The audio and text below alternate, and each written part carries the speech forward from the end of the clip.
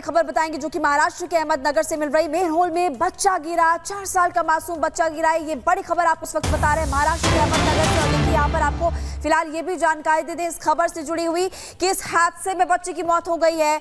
अब फुटेज भी सामने आया, वो फुटेज भी आपको दिखाएंगे। लेकिन महाराष्ट्र के अहमदनगर में दर्दनाक हादसा, मेनहोल में 4 साल का मासूम गिरा और यहाँ पर आपको बता दें कि हादसे में बच्चे की मौत हो गई। देखिए तस्वीरें अब आपकी टीवी स्क्रीन पर, ये सीसीटीवी फुटेज जो सामने आया और यहाँ पर आप देखेंगे बच्चा चल रहा था और मेन होल में बच्चा गिर गया।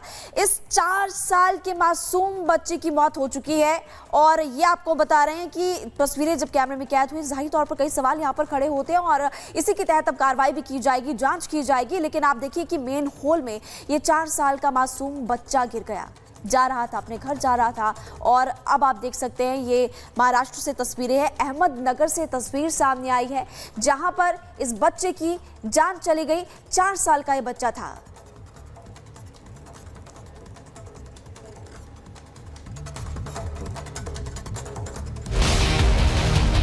बीजेपी शुरू से वक्फ बोर्ड और वक्फ की प्रॉपर्टीज के खिलाफ रही है। ये सरकार वक्फ की प्रॉपर्टी को हड़पना चाहती है। हर एक्ट में संशोधन हुआ है, ये कोई नई बात नहीं है। कोई सदुपयोग नहीं हुआ है, दुरुपयोग ही हुआ है सन 47 से आज तक।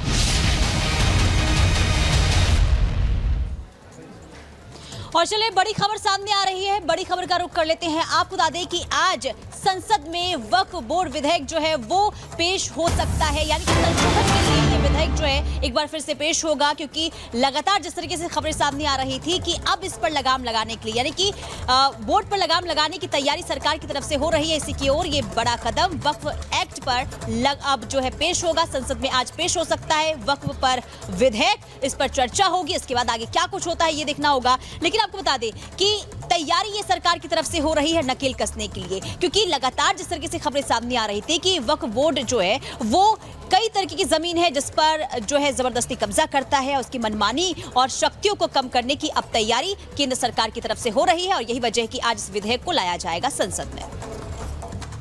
तो देखिए ये वक्फ बोर्ड की मनमानियों पर रोक लगाने के लिए मोदी सरकार एक बड़ा कदम उठाने जा रही है और ये माना जा रहा है कि जो वक्फ बोर्ड है उसका जो एक्ट है उसमें संशोधन किया जाएगा इस बिल के जरिए, जिसको लाने की तैयारी है। लेकिन कैसे लगाम लगाई जाएगी और क्या कुछ एक्शन हो सकता है, इससे जुड़ी एक रिपोर्ट दिखाते हैं।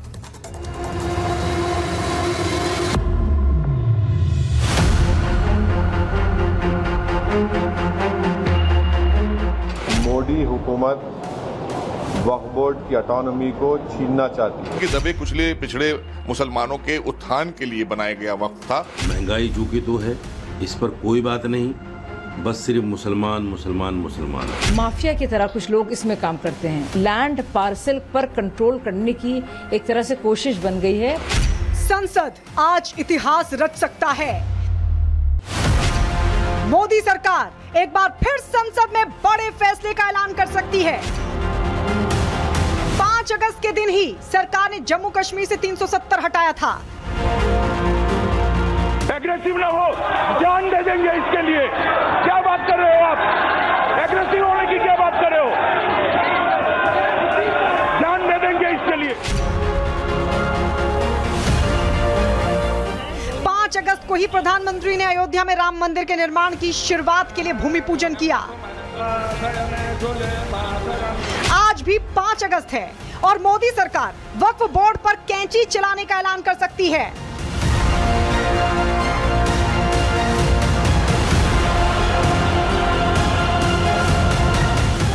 मोदी सरकार ने अंग्रेजों के जमाने के कई काले कानून खत्म किए।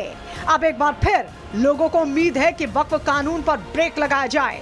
वक्फ कानून को लेकर बहस और विवाद बढ़ता जा रहा है, इसलिए प्रधानमंत्री मोदी से इस कानून को खत्म करने की उम्मीद की जा रही है। मोदी सरकार वक्फ अधिनियम में संशोधन की तैयारी कर रही है। सरकार ने वक्फ एक्ट में बड़े बदलाव के संकेत दिए हैं। खबर है कि मौजूदा वक्फ एक्ट में करीब 40 संशोधन होंगे। इस संशोधन से वक्फ बोर्ड की मनमानी पर अंकुश लगेगा। वक्फ बोर्ड किसी की जमीन को अपनी संपत्ति घोषित नहीं कर सकेगा। अभी उनके पास किसी की संपत्ति को अपनी संपत्ति घोषित करने की शक्ति है, लेकिन बिल पेश होने से पहले ही विरोधियों के पेट में दर्द होने लगा है। जो अध्यादेश आएगा, जिस पर चर्चा कराई जा रही है सदन में, भारतीय जनता पार्टी की सरकार ला रही है, वो इसलिए ला रही है क्योंकि अब कोई भी मसला आप वक्फ बोर्ड लेकर नहीं जाएंगे, आप पहले शासन के हमारे जो प्रशासन के अधिकारी हैं उनके पास लाएंगे, आप वो बताएंगे, अवगत कराएंगे, शासन को अवगत कराएंगे। वक्फ क्यों है? वक्फ इसलिए है कि दबे कुचले पिछड़े मुसलमानों के उत्थान के लिए बनाया गया वक्फ था और उसका कोई सदुपयोग नहीं हुआ है, दुरुपयोग ही हुआ है सन 47 से आज तक। पहले तो उनसे पूछना चाहिए कि जो वक्फ की संपत्तियां जिस वर्ग से मुताल्लिक हैं उस वर्ग का क्या कानून है उनके बारे में। तो उजलत में बहुत जल्दबाजी में कोई ऐसा कानून संसद में लाया जाना मुनासिब नहीं है। हर एक्ट में संशोधन हुआ है, ये कोई नई बात नहीं है कि वक्फ एक्ट में ही संशोधन हो रहा है। सरकार के सामने समय अनुसार अगर अमेंडमेंट किया जाता है, संशोधन किया जाता है, तो मुझे लगता है कि समय की ज़रूरत होती है। तो उस पर किसी तरह का विरोध करना या उस पर राजनीति करना मुझे लगता है कि ये अच्छी बात नहीं है। 2013 में केंद्र की यूपीए सरकार ने वक्फ कानून में संशोधन लाकर वक्फ बोर्ड को ज्यादा शक्तियां दी थीं। उन्हीं शक्तियों पर लगाम लगाने के लिए ये बिल पेश किया जा रहा है और जब इसे पेश करने की बात सामने आई है तो राजनीतिक सरगर्मियां भी शुरू हो गई हैं। खुद को मुस्लिमों के रहनुमा बताने वाले ओवैसी ने अपना लाउड स्पीकर चालू कर दिया है तो मुस्लिम धर्मगुरु इसे अफसोसजनक बता रहे हैं। बीजेपी शुरू से वक्फ बोर्ड्स और वक्फ की प्रॉपर्टीज़ के खिलाफ रही है और इनका एक हिंदुत्व का एजेंडा है, आरएसएस का एजेंडा है कि वो शुरू से वक्फ प्रॉपर्टीज़ को और वक्फ बोर्ड को ख़त्म करने की कोशिशें करती रही हैं। बड़े अफसोस की बात है कि पिछले 10 सालों में सरकार सिर्फ मुसलमानों के लिए काम कर रही है। कभी ट्रिपल तलाक को लेकर, कभी राम मंदिर को लेकर, कभी ज्ञानवापी को लेकर, कभी मथुरा मस्जिद ईदगाह को लेकर। सिर्फ ओवैसी नहीं, कांग्रेस और समाजवादी पार्टी ने भी अपने इरादे साफ कर दिए हैं। कांग्रेस इसे बीजेपी और आरएसएस का एजेंडा बता रही है तो मुस्लिम धर्म गुरुओं को भी रास नहीं आ रहा है। तो बीजेपी आरएसएस को परोक्ष रूप से बढ़ाते हैं,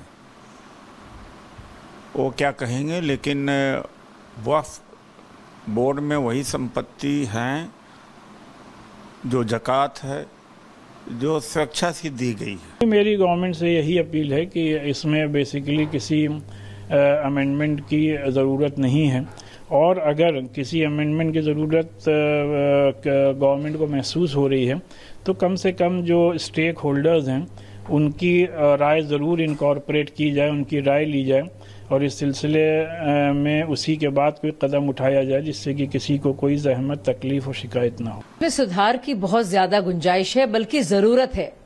आप देखेंगे कि हमारे देश के डिफेंस और रेलवेज के बाद सबसे ज्यादा अगर लैंड है तो वो वक्फ बोर्ड के पास है। अब वक्फ का क्या कॉन्सेप्ट है ये संविधान में कहीं नहीं है। इसमें इतना ज्यादा करप्शन है और एक तरह के आप इनको समझ सकते हैं ये मजहबी जमींदार हैं और जो आम लोगों के लिए और आम मुसलमानों का भी इससे फायदा नहीं हो रहा है। इन सियासी बयानबाजियों के बीच ये जानना बहुत जरूरी है कि आखिर वक्फ बोर्ड करता क्या है। वक्फ का मतलब होता है अल्लाह के नाम, यानी ऐसी जमीनें जो किसी व्यक्ति या संस्था के नाम नहीं है। वक्फ बोर्ड का एक सर्वेयर होता है, वही तय करता है कि कौन सी संपत्ति वक्फ की है, कौन सी नहीं। वक्फ बोर्ड मुस्लिम समाज की जमीनों पर नियंत्रण रखने के लिए बनाया गया था, जिसे इन जमीनों के बेजा इस्तेमाल को रोकने और गैर कानूनी तरीकों से बेचने पर रोक के लिए बनाया गया था। लेकिन कई मामलों में ऐसा पाया गया कि वक्फ अपनी शक्तियों का गलत इस्तेमाल कर रहा है और यही वजह है कि वक्फ बोर्ड को 1995 में मिली असीमित ताकत पर पहले से सवाल उठते रहे हैं। ऐसे में मोदी सरकार वक्फ बोर्ड की शक्तियों में कटौती करने की तैयारी कर रही है। Bureau report, Republic Bharat.